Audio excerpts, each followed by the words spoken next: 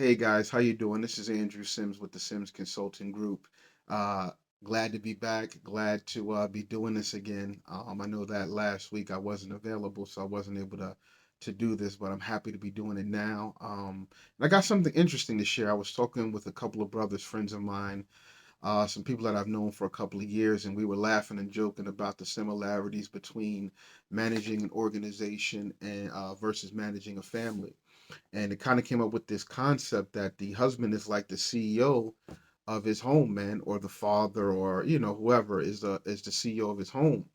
So I was diving into that, and I said, so what would be the line items, right, that a husband, the CEO of his home, should be acutely aware of and managing all at all times, man, just to make sure that his organization slash family is in the best position possible. So I came up with five line items. So the title of it is the five budget line items every husband should monitor, aka the CEO of his family.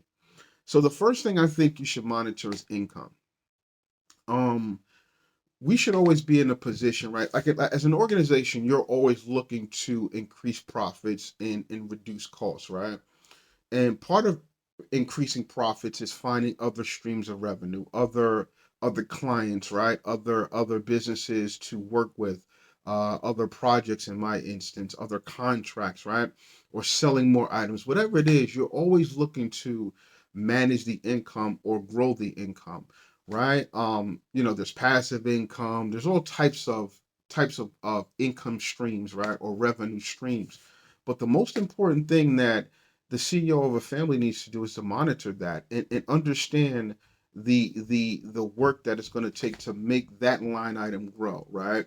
And then be willing to put the work forth to make that happen, whether that means going back to school, or that means picking up a part-time job, or that means whatever that means, right? A side hustle, I'm not, a business, whatever that means to you as an individual.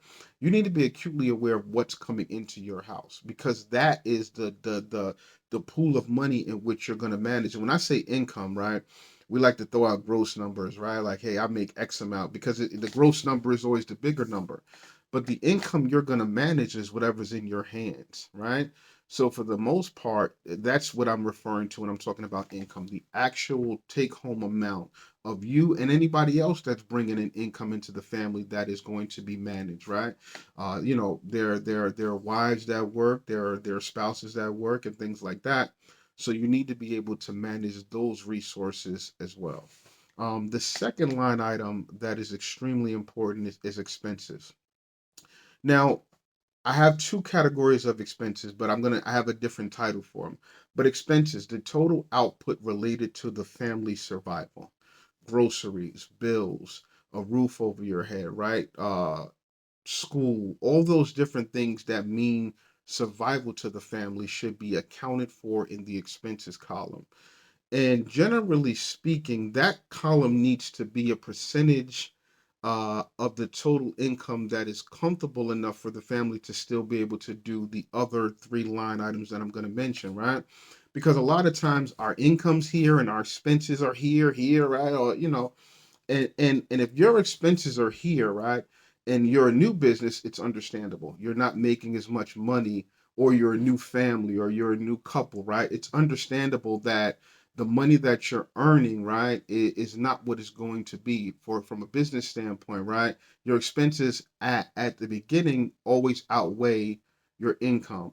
But for our family, I get that your income is lower at the beginning in most cases than it will be as you mature throughout your career and things like that. Your expenses should always fall. There should be a comfortable cushion between your income and your expenses. I'll leave that to you to decide, but I try to leave it at 40 to 50% of what we actually bring in total necessary expenses.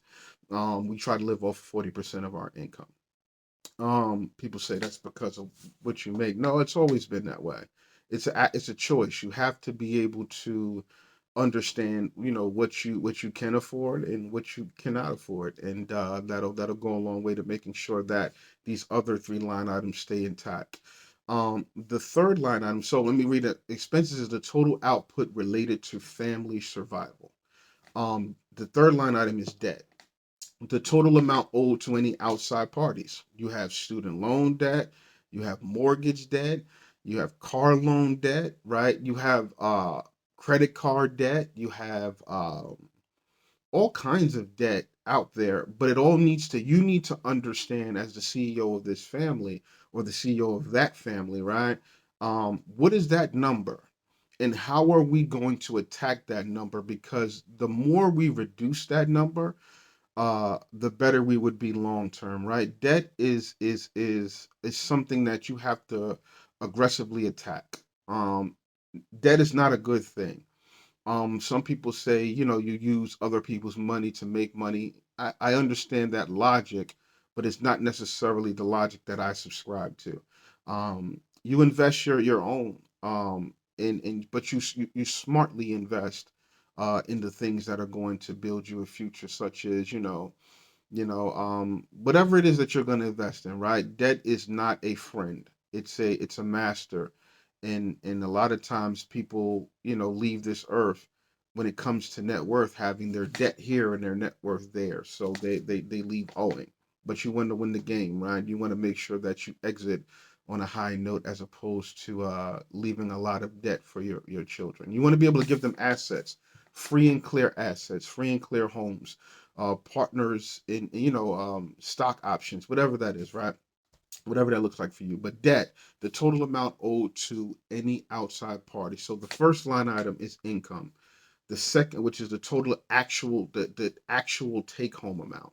The second line item is expenses, the total output related to the survival of the family. Nothing else. I'm not talking about uh, entertainment. I'm not talking about such and such. There's I need sneakers, and then there's four, 500, $600 pair of sneakers. Right, they're two different things, and we have a line item for those specific items.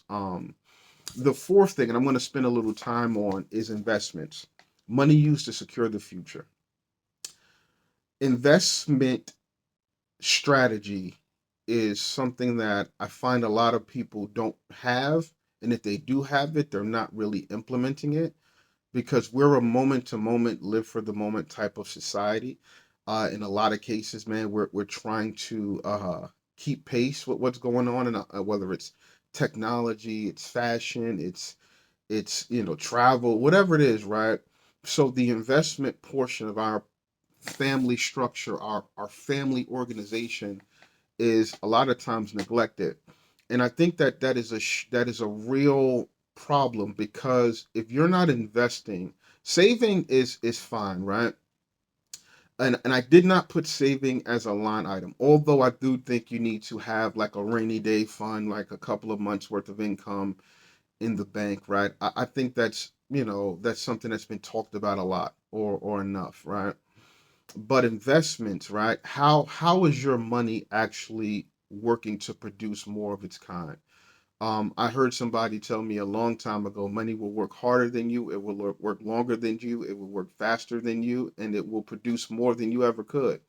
Trading time in exchange for money is most people's means to an end. But at some point in time, you're gonna have not as much time, but the actual expenses are going to still be there, right? So you have to be able to allow money to make up some of that difference when it comes to rate of inflation, cost of living, and all those things like that, right? So you have to put money to work in some way, shape, form, or fashion in order for you to truly be secure in the future. Because even if you're a highly skilled person, right? At the rate technology industry changes, at some point in time, you're going to one get tired of trying to keep up with these processes, the technology, right? And you're going to want to now enjoy your grandkids and all these different things, right? So you're not going to want to keep up with that rat race, if you will. And then in some industries, you may not, the skills you've acquired may not be needed. They may be antiquated. We may not do it that way anymore. There may not even be a market for what you offer. um and you have to look at that because there's a window of really quote unquote grinding and getting to the bag, if you will, if you want to, say that, man. There's a window, and during that window, you need to be able to truly make the most out of the earnings and the potential that you had at that point in time to secure the future for those leaner months. All businesses, all organizations go through lean months, and what carries them through lean months. For instance, we just came out of a myriad of lean months called the COVID shutdown. And the businesses that survived, I'm not saying anything negative about the businesses that different didn't, because it was a truly tough time. But those businesses that survived, if they did not receive government assistance or loans, had to have the appropriate investments, right? Or be one of those businesses that was fortunate enough to still be needed during those times. But if you weren't one of those businesses that was seeing the amount of clientele and revenue that you were used to experiencing, there had to be some investments, whether it's in the company fund or whatever it is, right? The escrow account, whatever you want to call it, right? There had to be some nest egg that they used to survive and pay employees. Well, the same thing for your family.